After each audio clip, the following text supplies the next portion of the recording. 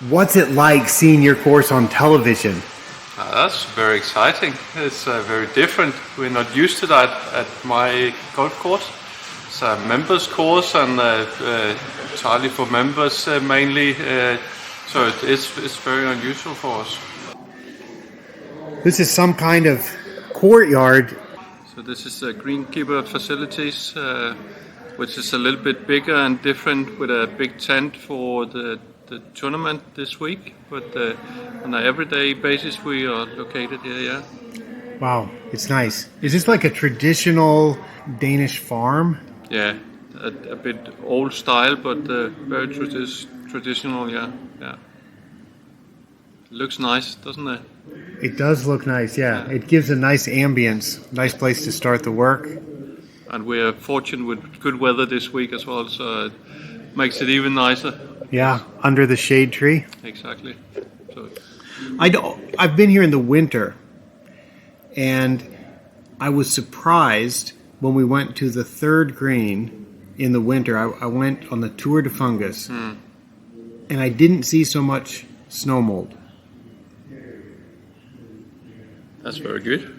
That was very good. Yeah. And now I'm here in the summer, and you still don't apply fungicide. No, haven't done that for several years. I think it's almost 15 years in total.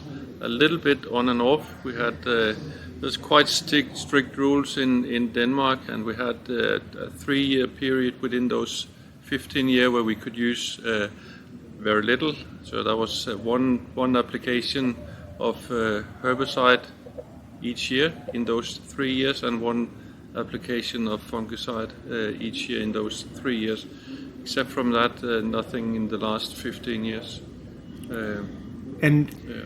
Is this based on a national restriction, or is it based on a community restriction, or a club? Community, and also a strategic decision from the club that it's something that we want and are quite proud to tell out loud that this is. We think it's the right decision, even though we are on rented land, so it's the owner of the land that set the rules. But we agree on that and like to work with that. So yeah. So it's not you as the greenkeeper or as the course manager just saying, I make the decision, I don't want to apply fungicide. No. But it's something you go along with as the club makes that decision. Absolutely. And the club is forced to have that decision because the landowner makes that decision. That's correct, yeah. Oh.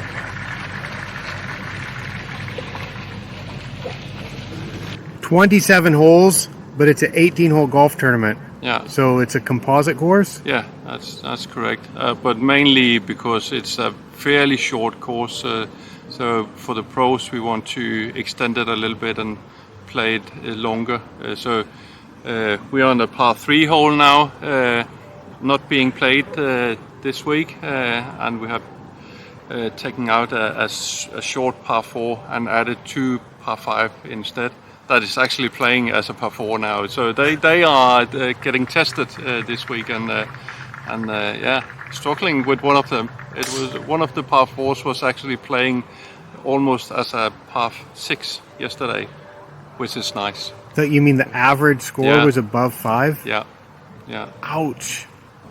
Does it get better over time, or as you learn things? You learn techniques to produce such a tournament course with no chemicals?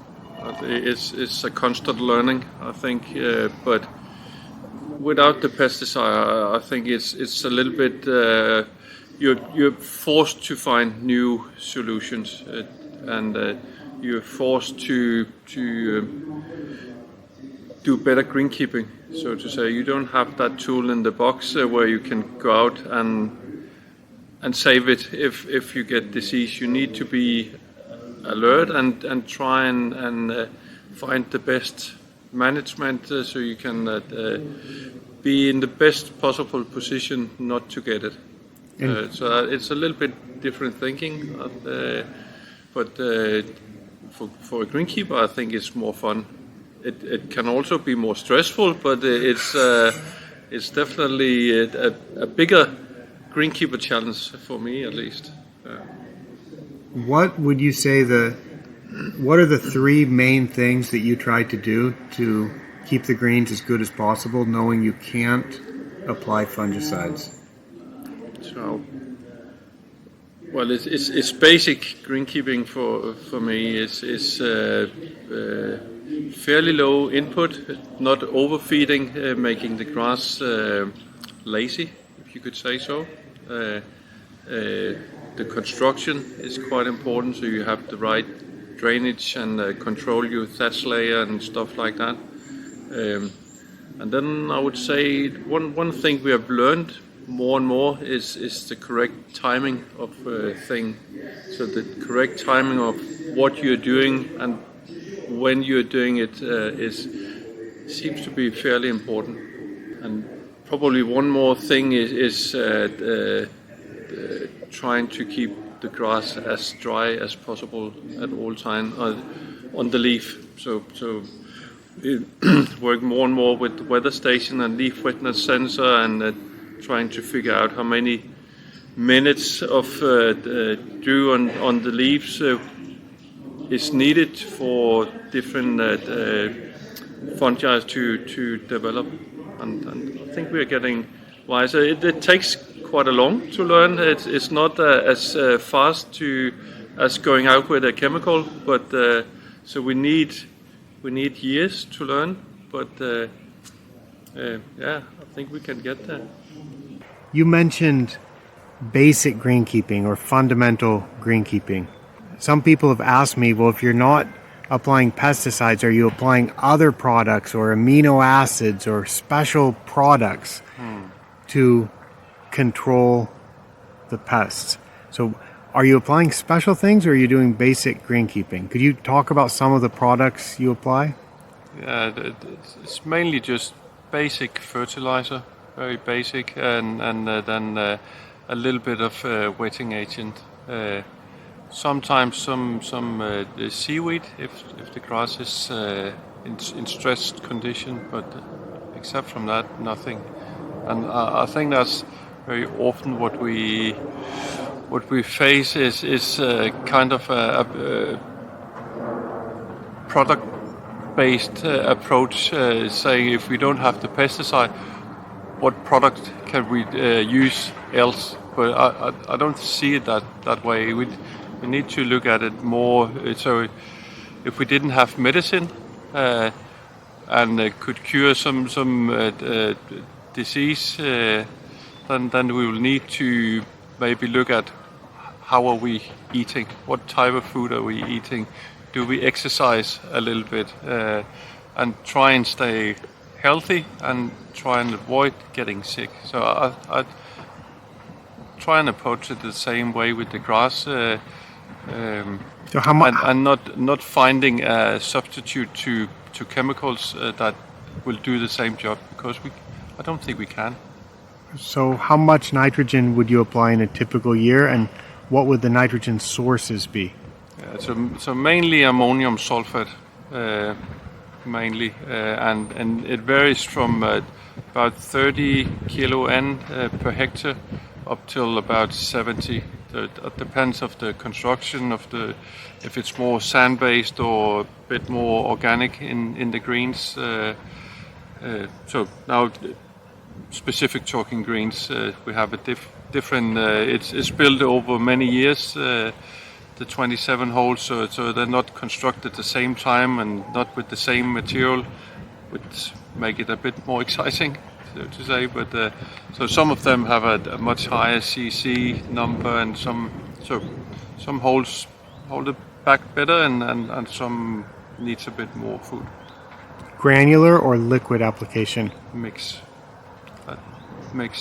But with what we have seen dollar spot, we are using a bit more foliar application, and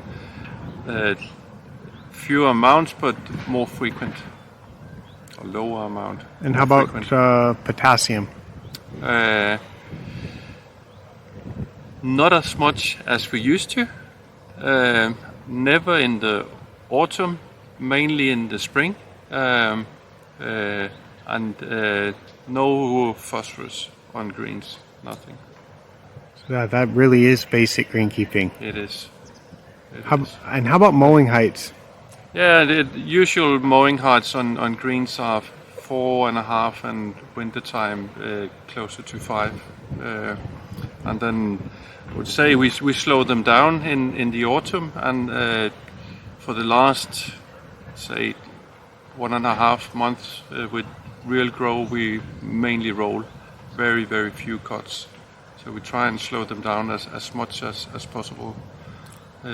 Slow down the growth. The growth, yeah. So that you don't have to cut it. Exactly, yeah. And even if slowing down, they will thin out a little bit, and we've seen that if we don't have too dense of a sward going into the winter, it's not as damp, and you'll see less disease in the winter time. What about grass species on the greens? You've got a little bit of poa, quite a bit of fescue, some bent grass, and that must have some effect on the disease, right? At least that's what we think. We are mainly fescue dominated. So we measure the grass composition every year, and we have done that for more than 10 years. So we know how things develop, how much or how little power we have. We have a threshold for that we try and work with. We know power is more susceptible to some of the diseases at least. So yeah, we try and grow as much fescue as possible, and then we have mixed in on most of our greens with velvet band, which is probably a little bit unusual to most greenkeepers. And that combination, I think, for me, it's a more natural combination with fescue and velvet band. But you need to know what you do, especially with the velvet, which can take over quickly. So it's maintained as a pure fescue, and you need to understand that. Oh, so you try to maintain it like fescue, but it works better if there's some velvet bent mixed in. That's what we have found, and for now in Denmark we're starting to see more and more dollar spot coming up from the south of Europe, and seems like those greens, we have a little bit of a mix on 27 holes, but those 18 holes with the mix of fescue and velvet, we definitely see less dollar spot occurring there compared to a mix of fescue and brown top bend. We have seen velvet bend dominated patches come in a little bit more, but it varies from year to year. So that's why we try and keep count of how things develop over time, how much power we get in, how much fescue. So our numbers, we try and reach about 70% fescue, 25% velvet, and maximum of 5% power. So that's kind of our numbers that we try to work within. And these coarser bents, these like this patch here, yeah. What would you suspect this is? Yeah, I suspect it's creeping bent and probably coming in with seeds from the rough, because it's pure type of bent, and we see it's very susceptible to especially dollar spot. So that's a problem for us that we will try to address definitely. And then this is what you would call velvet that's right next to it. That's correct, yeah. And that mixes in nice with the fescue. Most greenkeepers they struggle to see the difference when it's mixed in. So if you ask most greenkeepers, they will say they're mainly fescue dominated, and if I don't tell, they can't see the velvet band. So yeah, I think it mixes in much better with fescue, both visually, but also how to treat it. In my opinion, with brown top band, I feel you're always in a struggle that you need to work more with the band compared to the fescue, so you will stress the fescue more than you need to, and that's different with the velvet. If you treat it as a fescue, then it acts more like a fescue. That's interesting. Yeah. I see over here some crow damage. Can we look at that, because you're not sure. applying? It's not just fungicides. You're also not applying insecticides. No, that's true. So can we look at this and then look at the scale of the damage, and then talk about how you'd fix it? Yeah, sure. Yeah, so we see that now with the tournament going on, that at the moment this is a green they're not playing. So this is a little bit quiet at the moment. So yeah, we see bird damage picking probably for Schäfer crops. So when we don't have players on the course, or is busy as usual, then we will see more of this. But because they're not shy. No, they're not shy. They feel it's their playground. Exactly. Then they will get in, and but with nature, kind of nature is always trying to find that right balance. So it's not so much about being a greenkeeper, but more being a master of balance, I think, with being a course manager in many perspectives. And so that will, you'll just fix that like a pitch mark, maybe. Yeah, exactly. I saw some. A little bit of seed maybe, and sand, and then just try and fix it up. It's not a huge problem for us. This green looks like it doesn't have a lot of POA. Is that a little bit of clover? That's a little bit of clover, yeah. So we treat that on greens will be, we can see where we have most traffic around the tees and where the walk on the grass. If there's a constant wear and tear, we don't see clover. So our way to deal with the clover on green or foregreen is just to rub it a little bit with shoe or something like that. Just give it a little bit of work it in a little bit. Oh, wow. And then over time, if you do that, let's say 5-10 times, then it disappears. It doesn't like it. Well, I come out here and I see all this nice grass, and I see how good the conditions are for the tournament, and it looks easy. Maybe. I don't know, but I don't find it that easy. The easy choice would be sprayed with a chemical. That would be very easy. But it's not that easy. It takes time. It takes time to find the right method. Snow mold, I think we have spent like 8-10 years to really understand. Now we feel we have it under control. It's not stressful. Right now it's more dollar spot, which is in the playing season. It comes overnight. You have shorter time to react, but I feel we have had it in Denmark for 2-3 years, and my feeling is in about 5 years' time, I think I have a good feeling that we can control it to a certain level. I don't think we will see completely spotless. I don't think that is necessary. We host the DP World Tour this week, and we have dollar spot on some greens, some foregreen approaches, but we don't hear any complaints from players regarding that.